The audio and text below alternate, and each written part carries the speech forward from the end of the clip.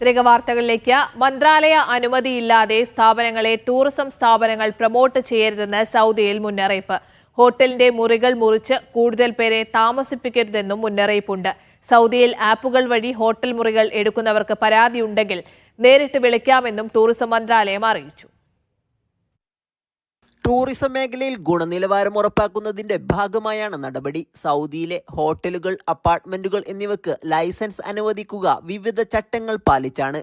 ഹോട്ടലുകളുടെ മുറികൾ, ശുചിമുറി എന്നിവയ്ക്ക് കൃത്യമായ മാനദണ്ഡങ്ങളുണ്ട്. നിരക്ക് കുറക്കാൻ ഹോട്ടൽ മുറികൾ വിഭജിക്കാറുണ്ട്. പാർട്ടീഷൻ ചെയ്യുന്ന ഈ രീതി നിയമവിരുദ്ധമാണ്. വരുന്നവർക്ക് ഗുണനിലവാരമുള്ള സേവനം നൽകണം. ആപ്പുകൾ വഴി ബുക്ക് ചെയ്തെത്തുന്നവർ മോശം സർവീസ് നേരിടുന്നത് വർദ്ധിച്ച സാഹചര്യത്തിലാണ് നടപടി. മോശം സർവീസ് ആണെങ്കിൽ താമസക്കാർക്ക് ഉടൻ 930 എന്ന നമ്പറിൽ ബന്ധപ്പെടാം. പല സ്ഥാപനങ്ങളും ലൈസൻസ് ഇല്ലാതെ ആളുകളെ താമസിപ്പിക്കുന്നുണ്ട്. ഇവ ആപ്ലിക്കേഷനിൽ ചേർക്കുന്നതിന് നടപടി തുടരുന്നുണ്ട്. Sabith Saleem, media 1, Jeddah.